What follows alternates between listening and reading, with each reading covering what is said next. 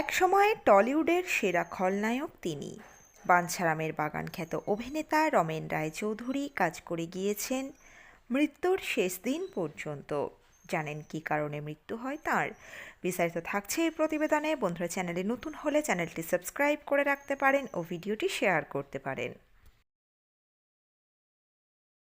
অভিনয় জগতে যেমন নায়ক নায়িকাদের তাদের গল্পের জন্য মনে রাখে, তেমনি পার্শ্ব চরিত্রের কিংবা নেগেটিভ চরিত্রের শিল্পীদের অভিনয় দক্ষতার জন্য মনে রাখেন বহু দর্শক। কিন্তু সেই সব শিল্পীরা অভিনয় ছাড়লেও দর্শকদের মনে থেকে যান আজীবন। খানিকটা সেই তালিকার মধ্যেই পড়েন অভিনেতা রমেন রায়চৌধুরী। প্রসঙ্গত, অভিনেতা 60-এর দশকের শেষ থেকে জীবনের অন্তিম পর্যায়ে পর্যন্ত দর্শকদের তার অভিনয়ের মাধ্যমে মনোরঞ্জন করে গিয়েছেন।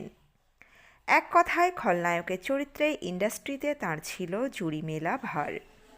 প্রাথমিক জীবনে অভিনেতা নাটকের হাত ধরে অভিনয় জীবন শুরু করলেও পরবর্তীতে বড় পর্দা এবং সিরিয়াল জগতেও দেখা গিয়েছে তাঁকে।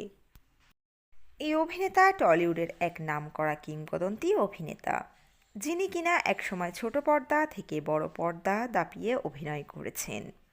নাট্যজগতে এই অভিনেতার পরিচিতিও ছিল যথেষ্ট, কিন্তু এই অভিনেতার মৃত্যু কিভাবে হয়েছিল তা জানে না অনেকেই। শোনা যায় পরিচালক তপন সিনহার হাত ধরে সিনেমা জগতে অভিষেক করেন তিনি। তবে 80-এর দশকের মাঝামাঝি সময় থেকে পারস্য চরিত্রে নজর কাড়েন রমেনবাবু। অভিনেতার কয়েকটি উল্লেখযোগ্য সিনেমা হলো বাঞ্ছারামের বাগান, বৈদুর্য রহস্য, অগ্নিসংকেত, বদনাম, দেবতা, জোয়ার ভাটা, শ্বেতপাথরের থালা, মান সম্মান, লাঠি, আরও অনেক। জীবনের শেষের দিকে ক্যান্সারে আক্রান্ত হয়েছিলেন এই অভিনেতা। শারীরিকভাবে দীর্ঘদিন অসুস্থ থাকলেও কাজ বন্ধ রাখেননি তিনি। মারণ রোগের পাশাপাশি পরবর্তীকালে কিডনির সমস্যাতেও ভুগতে হয়েছিল কিংবদন্তি শিল্পীকে।